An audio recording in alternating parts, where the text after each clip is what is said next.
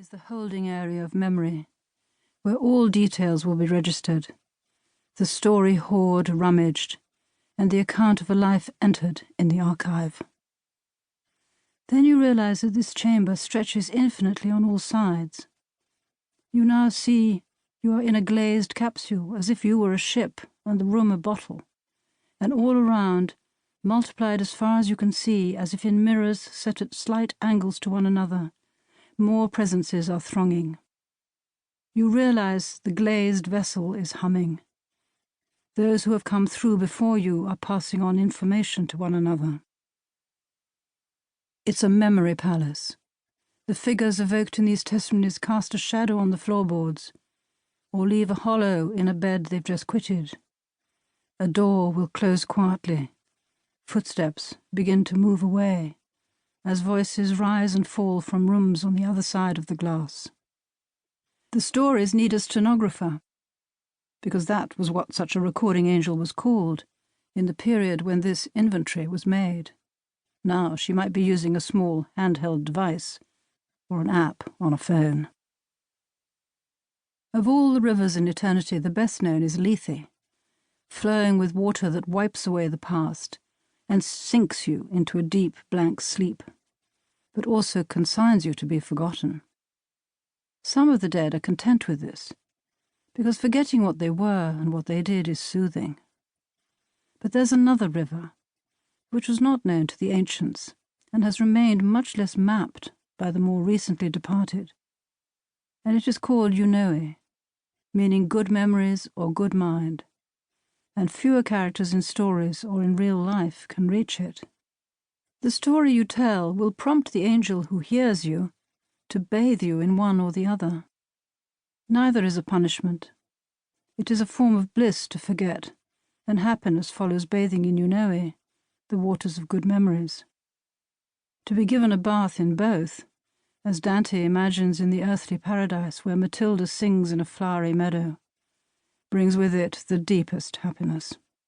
But you are unsettled, as when a dark, dry moth was once blown into your face through the wound-down window of a car, one hot night when you were driving to the country, and its wings got stuck to your lip. You choked and for a moment lost control of the wheel as you gasped, and hit out at it to rid yourself of its dustiness as it clung and fluttered there. This same sensation emanated at first from the voices you heard humming. The angel who is to take your statement says to you, "It doesn't have to be like that." She bends to your ear and adds something, and though you can't decipher her exact words, and her breath makes you shiver, and then you remember how your mother's breath also made you shiver, with pleasure, when she cut your fringe so that it would not fall into your eyes, and then blew on your face to scatter the snippets from your cheeks and round your eyes. Her breath was soft and warm. You said, "Do that again." A sliver of light appears in the dimness. "See," says the angel, "you remembered something." The scintilla has already faded.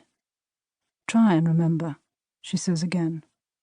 "Call for lights, hold up the lamp, and itemize the things that you know, because they belong to them, and through them became part of you. Today would have been my father's 111th birthday. Tomorrow, my mother's 96th. Part 1. Italy to England, 1944 to 1946. Magari. If only, as if. Touch wood, crossing fingers, maybe, inshallah. I wish. Or, as my father wrote in his letters home, DV, I shall be back soon. DV, things are going well. Deo volente, God willing.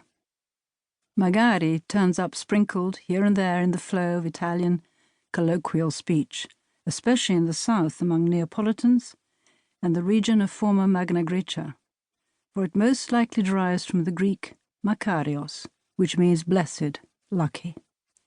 In Italian it's a synonym for beato, fortunate, and it punctuates a sentence or a phrase with a small cry of yearning and hope, the equivalent of saying, "What lucky."